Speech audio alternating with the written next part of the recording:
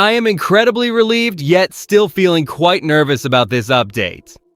Blue Crew, our star tight end Tyler Warren suffered a groin injury during joint practice today. For the shoe. The initial report confirms he avoided a major disaster and will be ready for Week 1. Stay until the very end, hit like, and subscribe to our channel today. Tyler Warren sustained a groin injury during Wednesday's joint practice with the Atlanta Falcons and is expected to miss 1 week.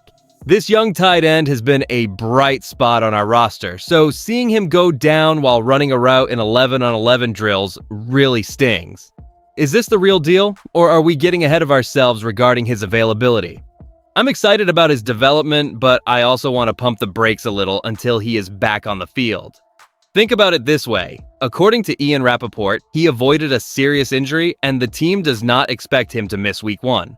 While the front office elevated a veteran defensive tackle to handle the extra reps, we clearly need him healthy. Why did he choose to stay on the sidelines without his helmet? I need to know more about his recovery timeline. Why was he even pushing that hard during a midweek joint session?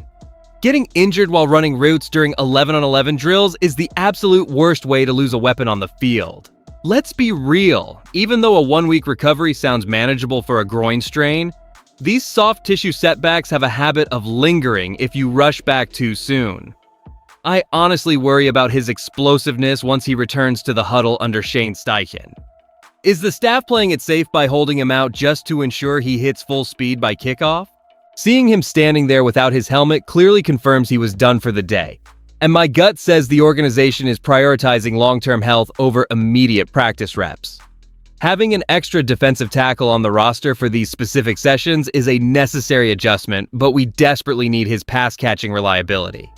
Now that we have covered the basics, let us look at what this injury implies for our immediate future. Here's where it gets interesting. Why does losing a pass-catching threat for a single week matter so much in August? Beyond the basic depth chart shuffle, this forces the staff to pivot away from their standard sets during joint reps, complicating how we evaluate tight end versatility against a physical defense like Atlanta. Is this just a minor setback, or does it signal a larger risk for our offensive rhythm heading into the regular season? With the front office bringing in extra help at defensive tackle to balance the practice load, I worry that missing these valuable snap counts will hinder our long-term chemistry. Does this move actually impact our division standing? Without question, keeping our key weapons on the field is essential for maintaining momentum. Having an extra veteran body on the defensive interior provides our coaching staff much-needed security while we wait for Tyler Warren to heal. What makes this even bigger is the sheer flexibility it allows during these intense sessions.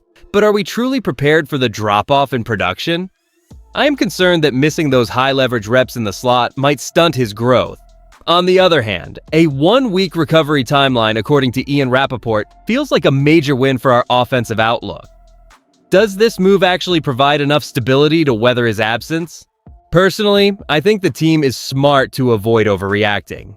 While analysts suggest we could rotate multiple depth options to fill the void, my honest take is that nobody brings his specific skill set to the formation right now. Let us hope the staff keeps him sidelined until he is fully ready. When you put the news of this injury alongside the immediate personnel adjustments, a clear picture of our team priorities emerges.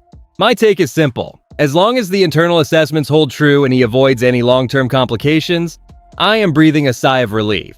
This is where it gets real, because we must decide if our current depth can weather the storm without him. Is it smarter to keep him completely sidelined until he is perfect? Or should the staff try to get him back for limited snaps as soon as the pain fades?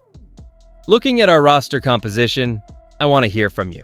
Do you feel confident in our veteran replacements? And would you risk playing him early against Atlanta if he feels good by Sunday?